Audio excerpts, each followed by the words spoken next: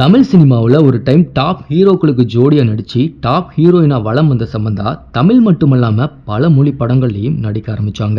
மாடலிங்ல தொடங்கி இப்போ பல கோடி வரை சம்பளம் வாங்கக்கூடிய ஒரு நடிகையா உயர்ந்தும் நிக்கிறாங்க. அந்த டைம் இவங்க நடிச்ச படங்களுக்கு ரசிகர்கள் மத்தியில நல்ல வரவேற்பு கிடைச்சது. இப்படி நடிப்பு தொழில் என ரெண்டுலையும் பிஸியா வலம் வந்த சம்பந்தாவுக்கு திடீர்னு மயோசிடிஸ்னும் அரிய வகை நோய் தாக்கம் ஏற்பட்டுச்சு. இந்த நோய் தாக்கத்தால எழுந்து கூட நடக்க முடியாம படுத்த படுக்கையா இருந்த சம்பந்தா நோய் தாக்கத்திலிருந்து மீண்டு வர வெளிநாடுகளுக்கெல்லாம் போய் சிகிச்சையும் எடுத்துக்கிட்டாங்க. வெளிநாடுகளுக்கு சிகிச்சைக்கு அப்புறம் கொஞ்சம் கொஞ்சமா நோய் தாக்கத்திலிருந்து மீண்டு வந்த சம்பந்தா ஜிம்முக்கு போய் உடற்பயிற்சி எல்லாம் செஞ்சு தன்னோட உடம்ப பழைய நிலைக்கு கொண்டு வர ரொம்பவே ட்ரை பண்ணாங்க. அந்த டைம் படங்கள்லயும் நடிச்சிருந்தாங்க.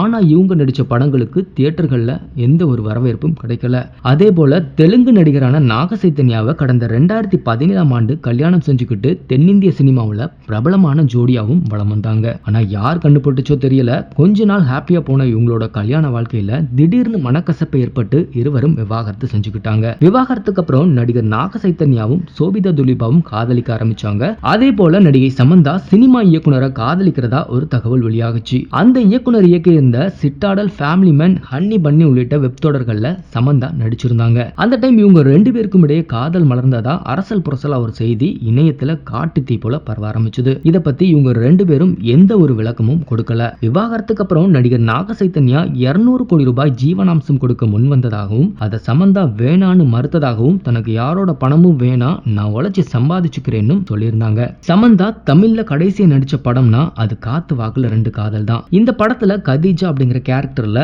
ரொம்பவே அட்டகாசமா தன்னோட நடிப்பை வெளிப்படுத்தி இருப்பாங்க சமந்தா. இந்த படத்துக்கு அப்புறம் தமிழ்ல இவங்க நடிப்புல எந்த ஒரு படமும் வெளியாகல.